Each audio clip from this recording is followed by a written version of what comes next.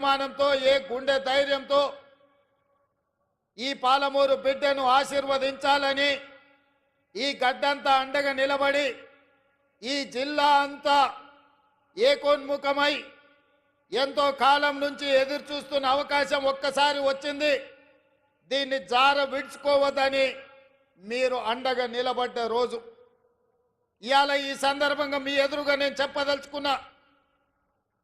పాలమూరు జిల్లా నల్లమల అటవీ ప్రాంతంలో ఒక మారుమూల గ్రామం కొండారెడ్డిపల్లి అనే ఒక చిన్న గ్రామం నుంచి ఒక రైతు బిడ్డగా బయలుదేరిన నేను ఈ జిల్లా కష్టాలను చూసిన, ఈ జిల్లా కన్నీళ్లను చూసిన, ఈ జిల్లా నుంచే పారుతున్న కృష్ణమ్మ గలగలలు చూసిన, కన్న బిడ్డల్ని తల్లిదండ్రుల దగ్గర గుడిసెల దగ్గర వదిలి వలసబోతున్న పాలమూరు బిడ్డల్ని గుంపు మేస్త్రీలు భార్య భర్తల్ని మేటీలుగా పెట్టుకొని తీసుకెళ్లి బొంబాయికి వలస తీసుకుపోతుంటే 6 నెలల పసిబిడ్డల్ని కూడా తల్లిదండ్రుల దగ్గర వదిలేసి జంటలుగా వలసలు పోతున్న వాళ్ళ కన్నీళ్లను నేను కళ్ళతో చూసిన.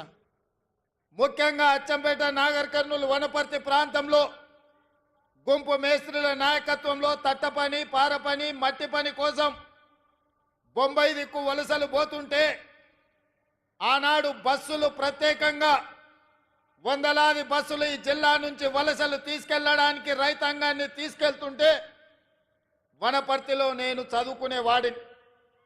ఆ రోజు నేను అనుకున్నా, ఏదైనా ఒకరోజు మనకు రాకపోతుందా, ఎల్లకాలం ఎప్పుడు ఇట్లనే ఉంటుందా, ఒకరోజు మనకు వస్తుంది.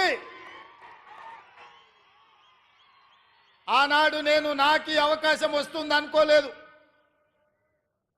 మన పాలమూరు బిడ్డకు ఒకరోజు అవకాశం వస్తుంది. ఆ అవకాశాన్ని అందిపుచ్చుకొని ఈ జిల్లా వలసలను నిలువరించి ఈ జిల్లా బిడ్డల్ని సొంత ఊర్లో సొంత వ్యవసాయం, సొంత కుటుంబానికి దగ్గరగా ఉండి ఈ జిల్లాను ఆదుకోకపోతారా అని నేను ఎదురు చూసిన.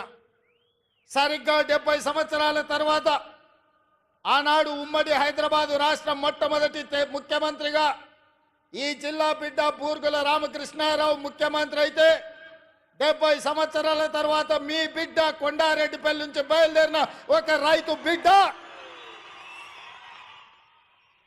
మీ అభిమానంతో ఈ తెలంగాణ రాష్ట్రానికి మళ్ళీ నాయకత్వం వచ్చే అవకాశం వచ్చింది.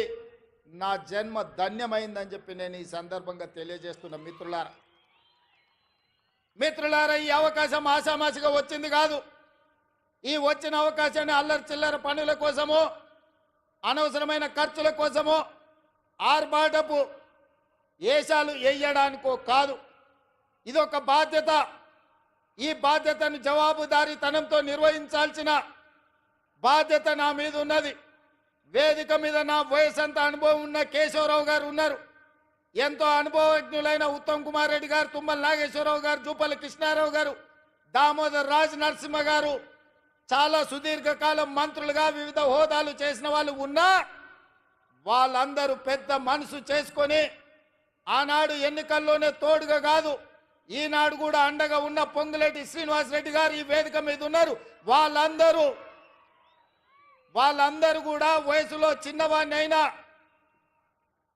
మీ అందరి ఆశీర్వాదం ఉండబట్టి పాలమూరు జిల్లాకు అవకాశాలు ఇవ్వాలని ఇవాళ తెలంగాణ రాష్ట్రానికి పెద్ద బాధ్యత అయిన ముఖ్యమంత్రి కూర్చే పాలమూరు బిడ్డలకు ఇచ్చిండ్రు. మనమందరం వారికి మనస్ఫూర్తిగా ధన్యవాదాలు తెలియజేయాల్సిన అవసరం ఉన్నది. ఎందుకంటే నేను ఎన్నడూ మంత్రిగా కానీ కేంద్ర మంత్రిగా కానీ ఏ బాధ్యత చేయలే. జిల్లా పరిషత్ మెంబర్గా, జడ్పీటీసీగా, ఎమ్మెల్సీగా, ఎమ్మెల్యేగా, ఎంపీగా ప్రజలలో కలిసి పనిచేసిన కానీ అధికారంలో ఏ కుర్చీలో నేను కూర్చోలే. కానీ మీరు అండగా నిలబడి మీరు ఆశీర్వదించడంతో పెద్దలందరూ కూడా పెద్ద మనసు చేసుకొని ఇవాళ ముఖ్యమంత్రి అని ఒక పెద్ద కుర్చీలో కూర్చోబెట్టి సంవత్సరం పూర్తి చేసుకుంటున్న సందర్భంలో ఇవాళ నవంబర్ 30 తారీఖు 2024 నాడు ఇదే పాలమూరు గడ్డ మీద ఈ పండుగ మనతో కలిసి చేసుకోవడానికి వేదిక మీద పెద్దలందరూ వచ్చిండ్రు అంటే వాళ్ళందరూ మన పాలమూరు జిల్లాకు అండగా నిలబడ్డారు. ఇది మనకు ఒక గొప్ప అవకాశం అని నేను చెప్పదలుచుకున్నా. మిత్రులారా, ఇవాళ నేను మిమ్మల్ని అడుగుతున్నా, ఇవాళ టీఆర్ఎస్ నాయకులు, బీజేపీ నాయకులు, ముఖ్యంగా బీఆర్ఎస్ వాళ్ళు, చంద్రశేఖరరావు గారి కుటుంబం ఏ రకంగా మాట్లాడుతుండ్రో, ఏ రకంగా విమర్శిస్తుండ్రో, ఏ రకంగా తిడుతుండ్రో నిశితంగా మీరందరూ గమనించండి. 10 సంవత్సరాలు వాళ్ళు పరిపాలన చేసిండ్రు, 2 సార్లు ముఖ్యమంత్రి అయినరు. వారు ఏమి చేసిండ్రో నాకంటే మీకు ఎక్కువ తెలుసు. ఎందుకంటే ఈ మట్టిని నమ్ముకున్న మీరు, ఈ మట్టిలోనే పుట్టి మట్టిలోనే కలిసే మీరు, ఈ మట్టే శాశ్వతమని నమ్మిన మీకు రైతు రుణమాఫీ గత ప్రభుత్వంలో జరిగిందా? రైతుకు గిట్టుబాటు ధర వచ్చిందా? ఆనాడు చంద్రశేఖరరావు గారు స్వయంగా మాట్లాడిన మాటల్ని ఈనాటి రైతాంగం మర్చిపోయిందని వారు అనుకుంటున్నారా?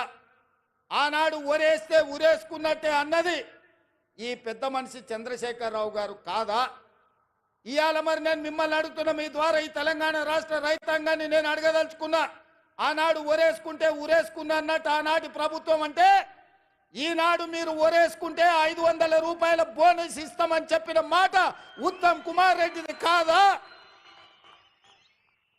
ఒరేస్తే ఉరేసుకోండి అని చెప్పిన ఆనాటి పెద్ద మనిషి, మీరు వరి వేసుకోండి, వేసుకున్న వరికి 500 రూపాయల బోనస్ ఇస్తాం, మీ ఖాతాలో 3 రోజుల్లోనే బోనస్ కనక వర్షం గలగల రాలుతుంటే బీఆర్ఎస్ వాళ్ళ గుండెల్లో పిడుగులు పడుతున్నట్టుగా ఉన్నది మిత్రులారా. ఇవాళ కాళేశ్వరం కట్టినా అన్నాడు, పాలమూరు రంగారెడ్డి ఎత్తిపోతలు చేపట్టినా అన్నాడు. ఇప్పటి వరకు 10 సంవత్సరాలలో ఆనాటి చంద్రశేఖరరావు గారు కేవలం సాగునీటి ప్రాజెక్టుల కోసం, కాంట్రాక్టర్ల కోసం 1,83,000 కోట్ల రూపాయలు ఖర్చు పెట్టిండు. అందులో కాళేశ్వరానికి 1,02 కోట్ల రూపాయలు, 1,02,000 కోట్ల రూపాయలు ఖర్చు పెట్టిండు. 1,02,000 కోట్ల రూపాయలు ఖర్చు పెట్టి ఆనాడు పండిన పంటను కాళేశ్వరం నీళ్లతో పండించిన అని గొప్పలు చెప్పుకున్నాడు. వారు చెప్పుకున్నప్పుడు మేమేం అనలేదు.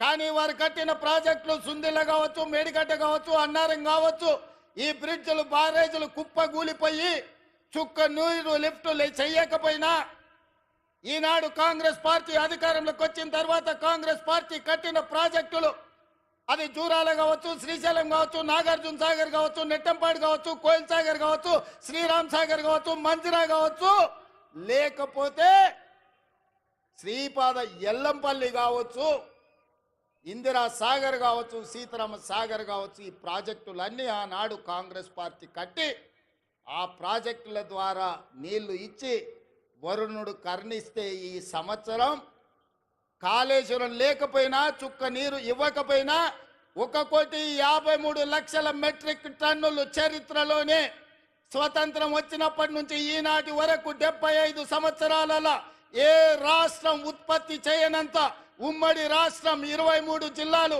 ఇవాళ ఆంధ్రప్రదేశ్లో ఉన్న 13, తెలంగాణలో ఉన్న 10, ఉమ్మడి 23 జిల్లాలలో కూడా ఒక పంటకు 1,53,00,000 మెట్రిక్ టన్నుల వడ్లు ఎన్నడూ పండలే. మరి ఇవాళ తెలంగాణ రాష్ట్రంలో ప్రజాపాలనలో మన ప్రభుత్వంలో ఒక పంటకు 66 లక్షల ఎకరాలలో 1,53,00,000 మెట్రిక్ టన్నుల వడ్లు పండించి 500 రూపాయల బోనస్ ఇచ్చి ఇవాళ